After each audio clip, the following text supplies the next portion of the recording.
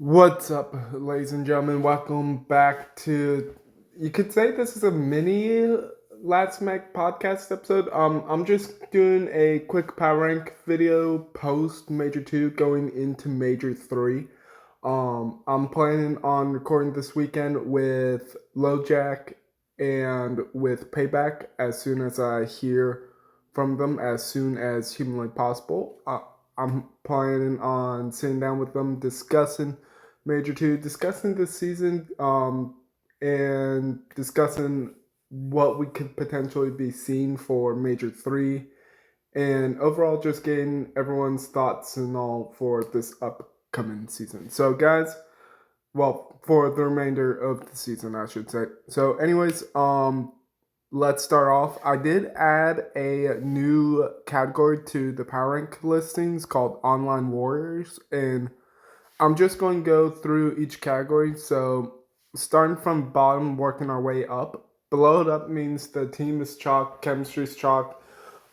Just overall, looking, they're not doing what they should be doing.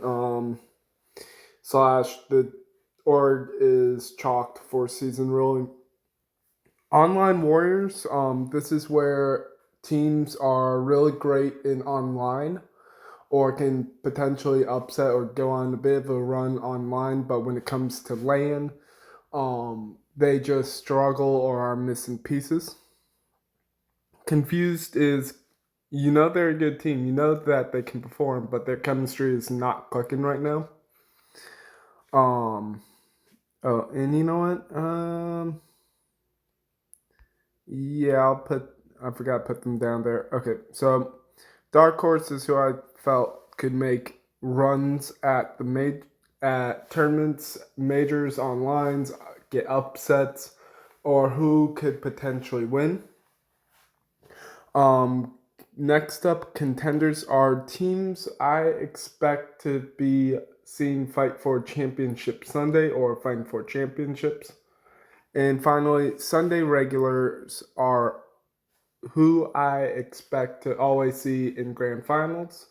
So let's crack on into things. So, oops. All right. So starting off in Blowed Up, Vancouver, yes, they got to Major 2, but they got 50 bopped out in day one, didn't even make it to Saturday. Um,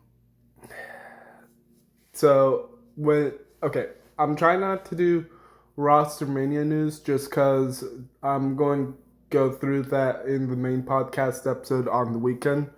But when we just wait for that part of the podcast or the main podcast episode come out, and I'll break it all down for you guys. So Vancouver go home. Don't even make a good run at the tournament. Cloud9, they in Boston are also looking in on the outside. All right. Online Warriors. So these teams. So let's start off with Heretics. Heretics, they placed really well. Played really well Major One, both online and at LAN. You could say.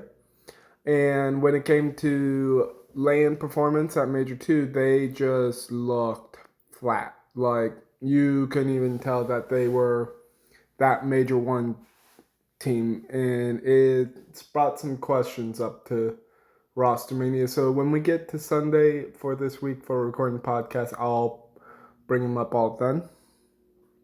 Riyadh, same thing. They didn't even. It's like they looked scary online, but when it came to LAN, they just looked like a harmless little dog squeaky toy. Didn't even get anything done. They also got double rounded. Didn't even win a map. Um, Now let's talk about Carolina.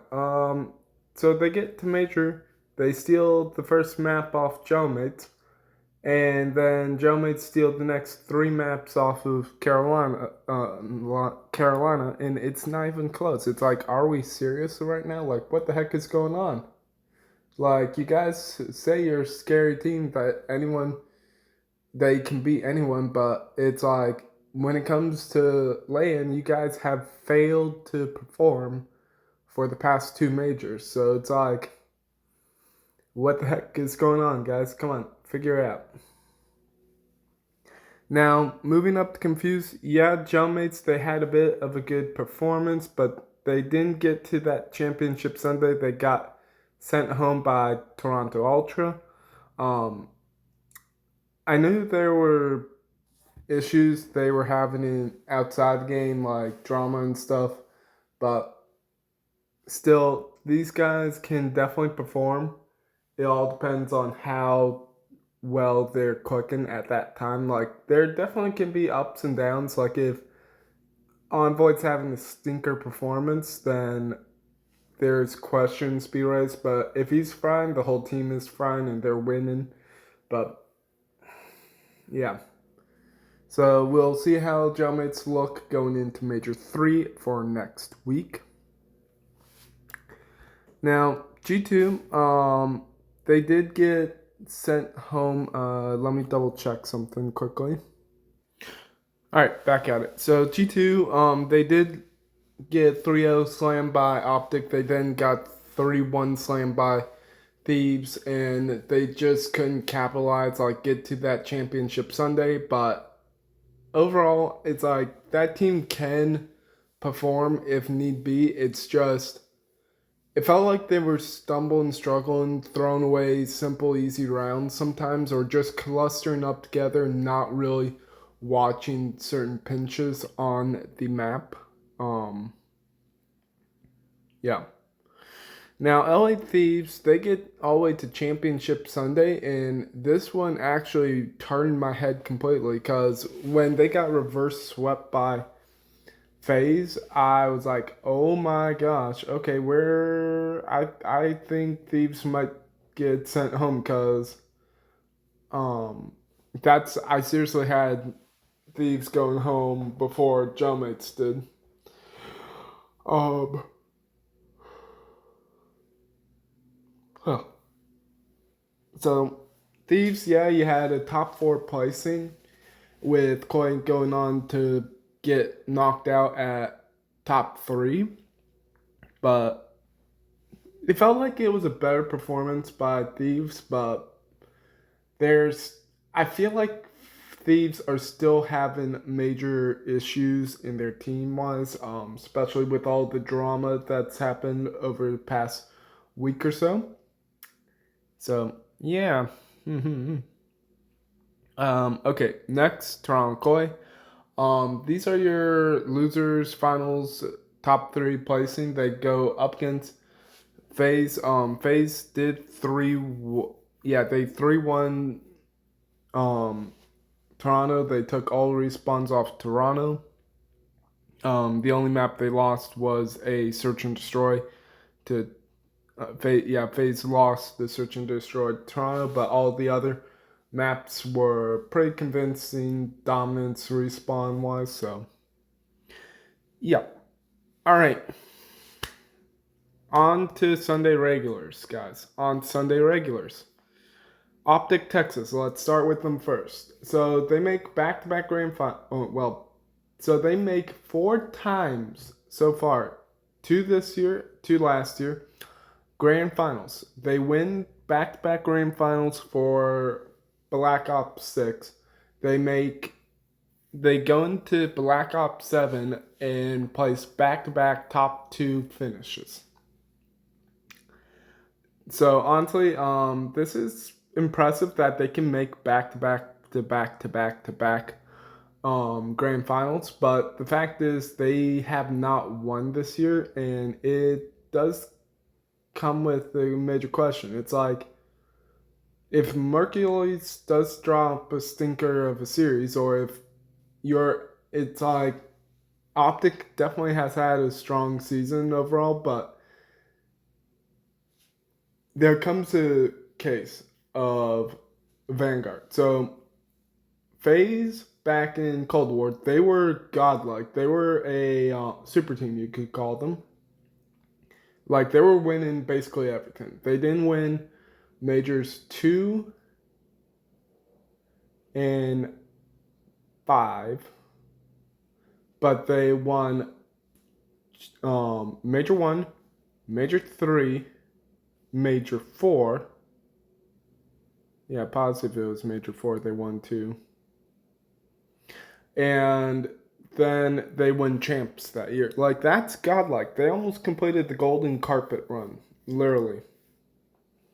But come Vanguard the next season with the same team, they just finished top 2 all throughout the season, and that does come up with a major question.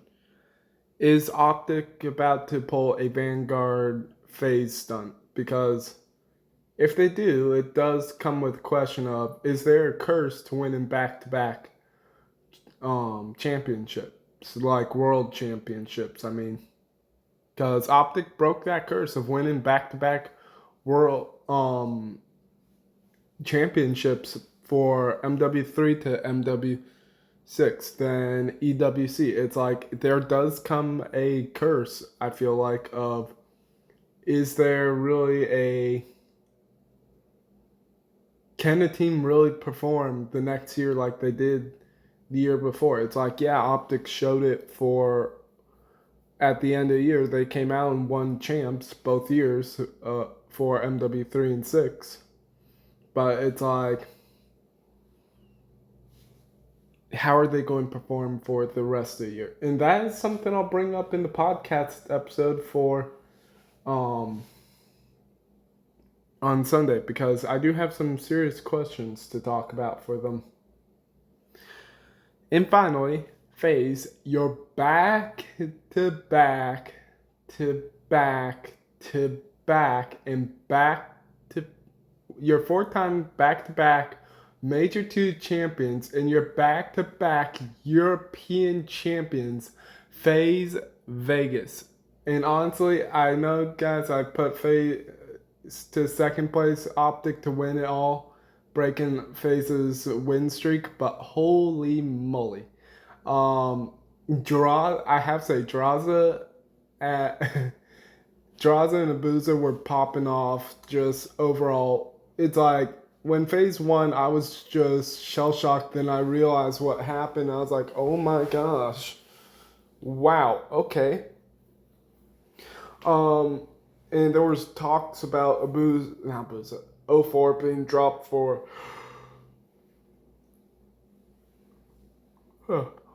Luca and stuff, and that's not the case anymore, chat. I feel like Luca, yeah, you can definitely still keep him as your sub player, but the question becomes, what do you do from here? Like, how do you perform?